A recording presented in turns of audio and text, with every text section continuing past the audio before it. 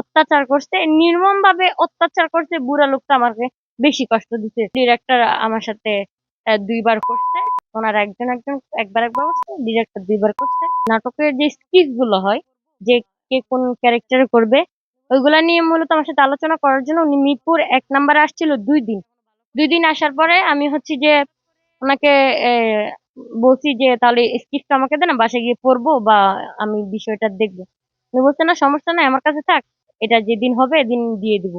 এটা এখনো ভালো করে ঠিক করা হয়নি। হঠাৎ করে রাত্রে বেলা ফোন দেয়, ২২ তারিখ রাত্রে একটা একটা একটা একটার দিকে ফোন দেয়, ১২টার পরেই ফোন দেয়। ফোন দিয়ে বলতেছে যে আয়শা, তুমি একটু তাড়াতাড়ি করে বের হও, রাজ রিসোর্টে যাব। এরপরে হচ্ছে যে রাজ রিসোর্টে যাবে।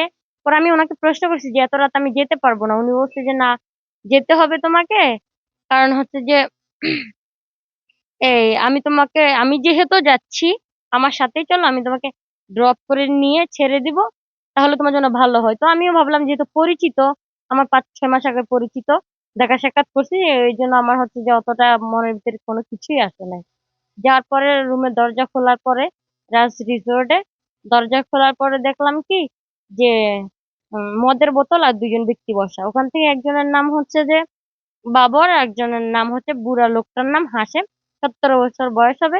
এক বা আমাকে বলতেছে, ডিরেক্টর বলতেছে যায়া চেঞ্জ করে নাও গা। আমি আমার সেফ জায়গায় যাই, উনি আমাকে যেতে বলে, চেঞ্জ করি, আমি ঘুমাই পড়বো যেহেতু। আহ ২টা বাজে রওনা দিছি, ৩:৩০টায় পৌঁছাইছি। সেই ক্ষেত্রে রাত হয়ে যাওয়ার কারণে, বেশি রাত হওয়ার কারণে মাথা টাথা ব্যথা, আমি ঘুমানোর জন্য ড্রেস ট্রেস চেঞ্জ করে, তারই মধ্যে হচ্ছে দরজা টোকা দিছে বাবরে।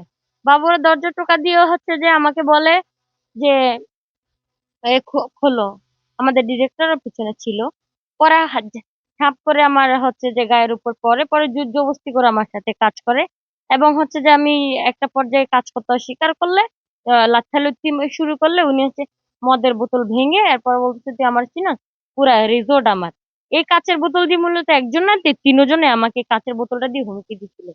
এখন উনি করার শেষে, ১৭ বছর বয়স যিনি, তিনি আমার উপরে মূলত অত্যাচার করছে, নির্মম ভাবে অত্যাচার করছে। বুড়া লোকটা আমাকে বেশি কষ্ট দিছে, অনেক কষ্ট দিছে এই বুড়া লোকটা আমাকে।